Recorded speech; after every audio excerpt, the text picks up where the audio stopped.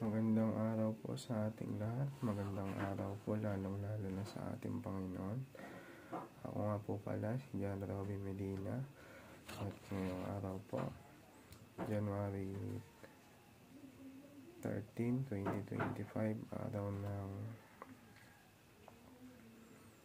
Lunes, ay samahan ninyo akong pag-aralan at unawain ang mga salita ng ating Panginoon. Ang pamagat po ng ating devotion ngayong araw ay wala na nga bang mga apostol ngayon? Apostle. At ang paksa po natin ay magmumula sa Ephesians chapter 2 verse 19 to 20. Sinasabi po rito, "Consequently, you are no longer foreigners and strangers, but fellow citizens with God's people, and also members of His household, built on the foundation of the apostles and prophets, with Christ Jesus Himself as the chief cornerstone." O sa Tagalog naman po,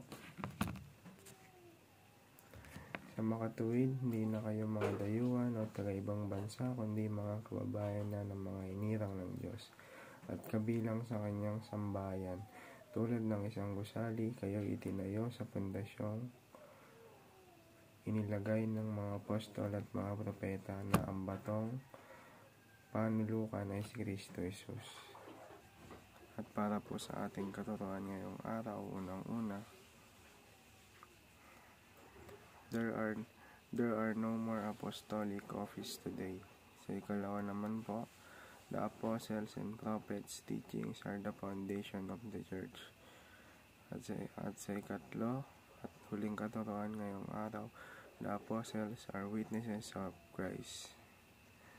At para naman po sa ating applications, unang-una, embrace the apostolic function of being sent ones. Sa ikalawa, connect people to the Savior Jesus Christ. At ikatlo at ikauli, work toward transformation under the authority of Christ. At para tapusin po ang ating devotion ngayong araw, tayo po'y manalangin. Heavenly Father, thank you for calling me as one of your sent ones.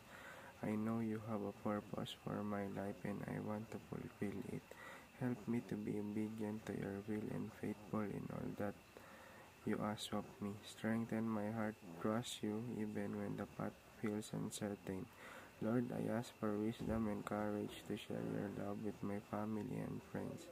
Open their hearts to hear your truth and use me to show them the hope found in you. Let my life reflect your grace and goodness. In Jesus' name, Amen. Maraming salamat po sa inyong pakikinig.